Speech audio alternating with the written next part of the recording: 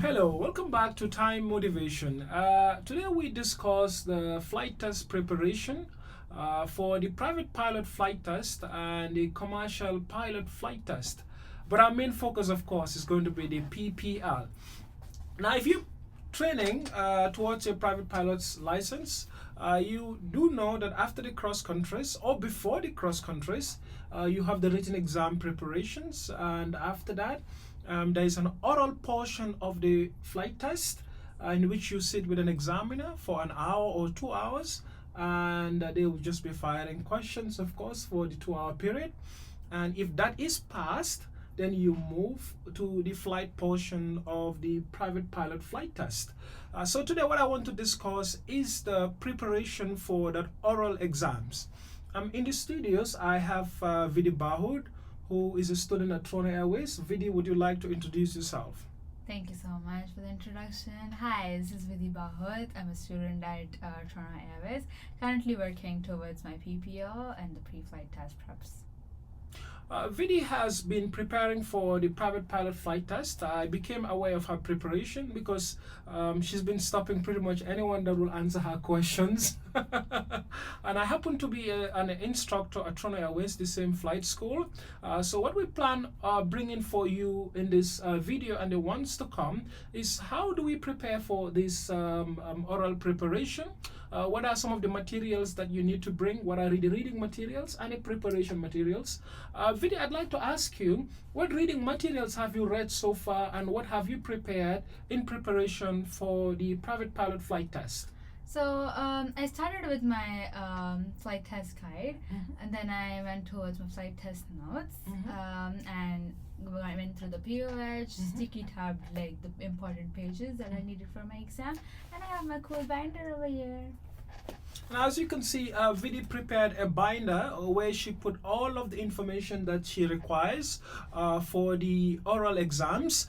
It's really interesting in that in the exams you're required to memorize the VX speed, VY speed, and the VA speeds, and everything else pretty much you can reference, right? Vidi, what do you have in that binder? Can you tell us? So in my binder, I start with the documents section. So basically, I have like the certificate of airworthiness, the insurance certificate, then the certificate of registration, basically the aerogel, all of the documents, and then on the I printed it off and just wrote the questions that could be asked with respect to those documents, so that I have it all prepared for my ground test. Vidi, are you prepared for me to post some questions just so some of our viewers have an idea on how this oral exam goes? Absolutely, I'll try to answer it. Cool. So we come up with some questions in the document section of the private pilot flight test oral portion. I'll be asking the questions and Vidi here will be simulating as the candidate for the flight test. So we start with these questions. Vidi, what is VX speed and what is it used for? So for a Cessna 172S model, the VX speed is the best angle of climb and at 62 knots. What is VY speed and when is it used? VY speed is the best rate of climb and at 74 knots. It's used to achieve the maximum climb in the minimum time. And what is VA? VA is the maneuvering speed. It's the speed at which you can do maximum deflection without breaking the airplane. Okay, I understand there are a couple of VA speeds for the Cessna 172S models. Yes. What are these weight and associated speeds? So we have the VA speed at 2,550 pounds at 105 knots. They're at 2,200 pounds at 98 knots, and at 1,900 pounds at 90 knots. Vidi, why does VA decrease with weight? So VA decreases at a lighter weight because of the effects of the aerodynamic forces. They become more pronounced. So you basically tend to stall it before you break it. What are the documents that are needed to be carried on board every flight? So you basically need your aerogelic, certificate of airworthiness, certificate of registration, POH, weight and balance, insurance, any proof of insurance, your journey logbook, intercept orders, and any charts like CFS. Yeah. Are you required to carry your licenses during Yes. flight? Yes. What invalidates your license? What invalidates my license? Mhm. So,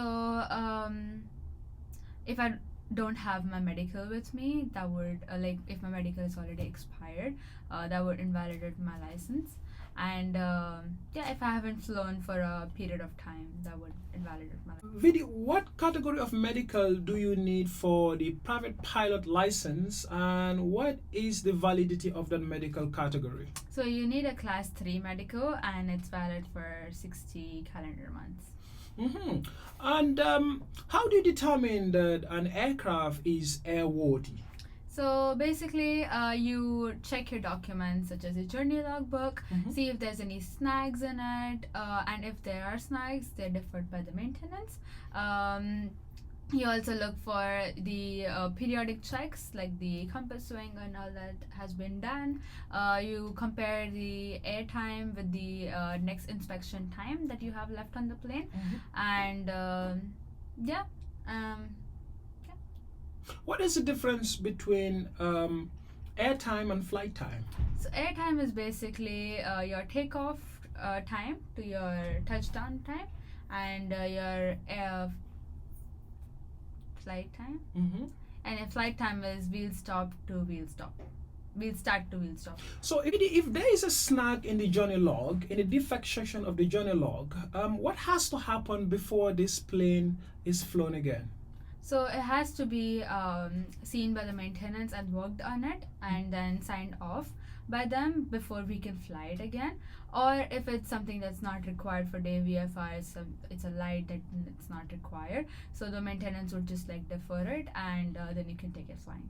Now, talking about day VFR, what instruments are required for day VFR flying? So there's an acronym that's called MOVE factor for Mhm. day VFR. Mhm. So it's basically a manifold pressure gauge, your oil temperature, oil pressure, fuel indicators, altimeter, compass, airspeed indicator, and then the radio communication, radio navigations. Can I carry the technical log during a flight? You're already carrying the journey logbook, Mhm. so the technical logbook has to stay on the ground if the journey log has been carried. Mm. What is the difference between loading the aircraft in normal category and loading the aircraft in a utility category? So, in the normal category, there's no fuel restriction, and in the utility category, you can take a certain amount of fuel to do acrobatic maneuvers.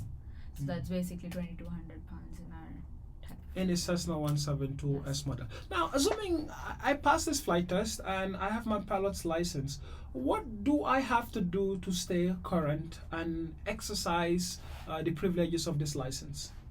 So the privileges of the prior pilot is to be the PI. Is that what you're asking? The privileges? And the currency requirements. Both of them, right? Mhm. Okay. So I'll start with the privileges first. The privileges of a private pilot is he can be the PIC or the co-pilot of the aeroplane or class Mhm. he has been issued the license for.